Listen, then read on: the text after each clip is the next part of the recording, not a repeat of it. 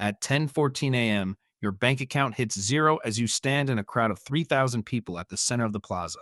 The scent of ozone and stale coffee hangs heavy, masking the panic spreading through the pack. These aren't individuals anymore. They are a singular breathing organism waiting for the signal. Your trainers scuff the concrete as you look toward the stage, realizing your only way out is through that crush. Faces tilted upward like sunflowers tracking a synthetic sun. You check your phone. The screen displays a digital clock with flickering numbers. You are here because you wanted to understand the mechanism. You wanted to see how the gears of belief actually turn when they are greased with the sweat of a crowd. But standing here, you feel less like an observer and more like a ghost. You remember reading about Emil Durkheim. You remember the term collective effervescence. It is supposed to be this transcendent, beautiful state where the boundaries of the self dissolve. Instead, you see a performance of conformity. A man in a cheap suit stands at the podium. He raises his right hand. Suddenly, 3,000 people raise their right hands in perfect, terrifying synchrony. The sound is a collective gasp, followed by a rhythmic, booming applause. It is not spontaneous. It is a programmed reaction. You watch the ripple move through the crowd. It starts at the front and travels backward, a wave of motion passing through bodies that are no longer thinking for themselves. You feel a hollow ache in your chest. It is the realization that you are the only person in this square who is actually present. Everyone else has checked out. The speaker begins to shout a slogan. It is a simple, three-word phrase. They repeat it 7 times. Each repetition brings the volume of the crowd higher. The cadence is hypnotic. It is designed to bypass the prefrontal cortex to go straight to the lizard brain where tribalism lives. You watch a woman near you. Her eyes are glassy. She is chanting the words with a ferocity that suggests she believes they are a shield against the world. You want to ask her what they actually mean, but you know the answer. They mean nothing. They are just sounds used to mark territory. You look at your own hands. They are tucked into your pockets. You are performing a pantomime of belonging. You stand when they stand. You quiet down when they quiet down. It is a survival tactic. If you don't play the part, you become an object of curiosity. And in this environment, curiosity is a dangerous thing. 2 hours pass. The sun climbs higher, bleaching the color out of the banners draped over the barricades. You are dehydrated. Your head throbs in time with the chanting. You think back to the Reason rally in Washington in 2012. You remember the reports of attendees who felt the same familiar creep of discomfort. Even among the skeptics, the impulse to mock, to ridicule, to display contempt was palpable. It was a mirror image of the very dogmatism they claimed to oppose. You realize then that the platform doesn't matter.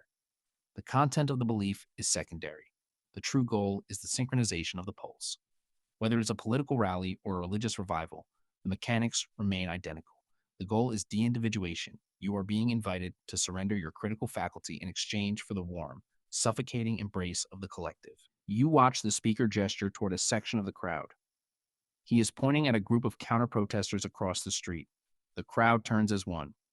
It is a predatory motion. Their faces shift from adoration to something sharper, something jagged. They start to boo. The sound is not human.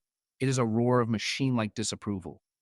You feel a chill that has nothing to do with the wind. You have seen this before.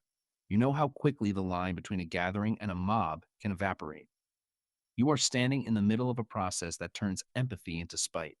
It is efficient, it is calculated, and it is completely indifferent to your existence. You look at the people around you again. They are not evil. They are simply overwhelmed by the social gravity of the space. They are drinking from a fire hose of raw emotion, and they have lost the ability to taste the water. You think about the price of admission to this group. It is your autonomy. You must agree to stop asking questions. You must agree to adopt the slogans, to parrot the talking points, and to view the world through the narrow aperture of the in-group. You see a young man near the barrier. He looks exactly like you did 10 years ago. He is trying to fit in. He is forcing a smile that doesn't reach his eyes. He is terrified of being the one person who doesn't cheer at the right moment. You want to pull him aside. You want to tell him that he doesn't have to be a cog in this machine, but you know you cannot reach him. He is too deep in the trance. The cadence of the voices has him now. He is part of the rhythm. The afternoon wears on. The speeches become more repetitive, more shrill. The language shifts from persuasion to declaration. You notice that the vocabulary is shrinking. The complex nuances of reality are being flattened into binary choices. Good versus evil. Us versus them. The truth versus the lie. It is a psychological simplification that feels like a relief to the exhausted brain. Why think when you can just believe? Why analyze when you can just react? You are starting to feel the pull of it yourself. It would be so easy to stop observing. It would be so easy to just join the chant, to let your pulse sync with theirs, to let the weight of your own identity melt away into the crowd. It is a tempting surrender, but then you remember the cost. You remember that once you cross that threshold, you are never the same. You reach into your pocket and find your keys. They are cold and solid, a sharp contrast to the liquid, flowing nature of the crowd. You decide it is time to leave. You begin to weave your way through the press of bodies. You are a pebble in a stream, but you are moving against the current. You notice the way they look at you now. It is a brief, confused glance. You are not a part of the choreography. You are a discordant note in their symphony. They don't know what to make of you, so they ignore you. You feel a strange sense of liberation in their indifference. You push past a row of people waving signs. You don't read them. You don't need to. You know what they say. They are all variations on the same theme of submission. You finally reach the perimeter of the plaza. The transition is sudden. One moment, you are inside the sphere of influence. The next, you are in the quiet, profane world of normal life. A car drives by. A person walks a dog on a leash. A shopkeeper sweeps his storefront. These mundane, individual actions feel like a revelation. The roar of the crowd is reduced to a dull thrum behind you, like distant thunder. You take a deep breath. The air tastes clean. You look at your watch. It is 3:45 p.m. You have been gone for 5 hours. You feel exhausted, not just in your body, but in your mind. It is the exhaustion of someone who has spent the day resisting gravity. You walk toward the subway station. You don't look back at the plaza. The crowd will eventually disperse. They will go home, eat dinner, and wake up tomorrow to live their lives. But for a few hours, they experienced a connection that you will never understand. Or perhaps you do understand it, and you simply refuse to participate. You descend the stairs into the station. The concrete walls are covered in graffiti. The fluorescent lights flicker with an uneven, stuttering hum. You find a bench and sit down. You are alone. The silence is profound. It is a beautiful, reclaimed space where you can finally hear your own thoughts again. You understand now that the crowd is a tool. It is used to generate power, to signal loyalty, and to enforce norms. It is a mechanism of survival for the species, but it is a death trap for the individual. You have seen the gears turn.